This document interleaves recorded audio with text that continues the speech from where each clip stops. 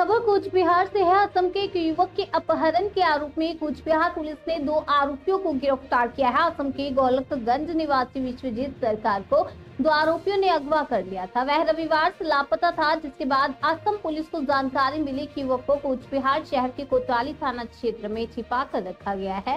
जांच के दौरान कोतवाली थाना पुलिस ने मंगलवार को कूच बिहार बस स्टैंड से दोनों आरोपियों को गिरफ्तार कर लिया। कूच बिहार के पुलिस अधीक्षक युद्धतिमान भट्टाचार्य ने बताया कि गिरफ्तार आरोपियों मुकुल पोद्दार और रामकृष्ण भौमुक की भी असम में ही रहने की जानकारी मिली है। जानकारी के अनुसार अपहरण के बाद आरोपियों ने युवक के परिवार से 1 लाख रुपए की फिरौती मांगी थी।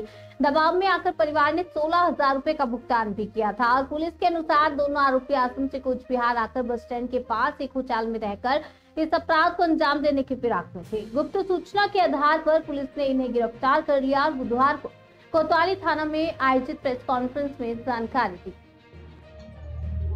গত 18 তারিখ রাত মাঝরাতের দিকে আমাদের কাছে একটি কমপ্লেন আসে যে গত 16 তারিখ থেকে আসামের গোলকগঞ্জ থেকে একজনকে কোনো ব্যক্তিকে অপহরণ করে এখানে এনে লুকিয়ে রাখা হয়েছে। তো আমাদের কোতোয়ালি থানাতে সেখানে যে কমপ্লেন করেন এবং সেই কমপ্লেনের ভিত্তিতে গভীর রাতে অভিযান চালিয়ে আমরা সেই ব্যক্তিকে উদ্ধার করি এবং দুজন যে অপহরণকারী তাদেরকেও গ্রেপ্তার করি।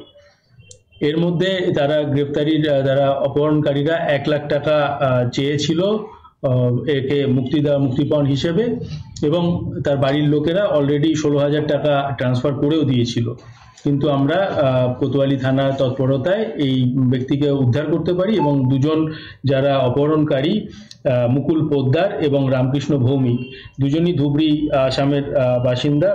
একজন ধুবড়ি আসামের বাসিন্দা, একজন কোতোয়ালির বাসিন্দা। এদেরকে আমরা গ্রেপ্তার করতে পারি।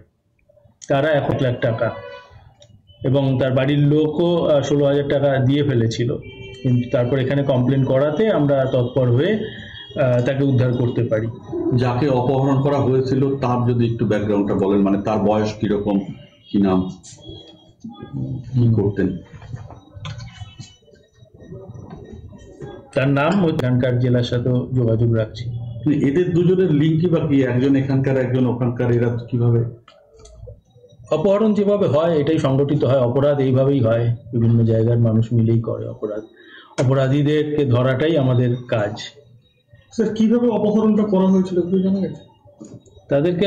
তাকে গাড়িতে করে তুলে আনা হয়েছিল। মানে আনস্টান্স দেখানো বা এরকম কিছু পাওয়া যাচ্ছে? সেগুলো এখনই বলা যাবে না, আমরা তদন্তে করে যাচ্ছি। স্যার, কুচবিহারে কোথা থেকে উদ্ধার করা হয়েছে ওকে? কি বাস স্ট্যান্ড? মানে কোন একটা হোটেলে ছিল না?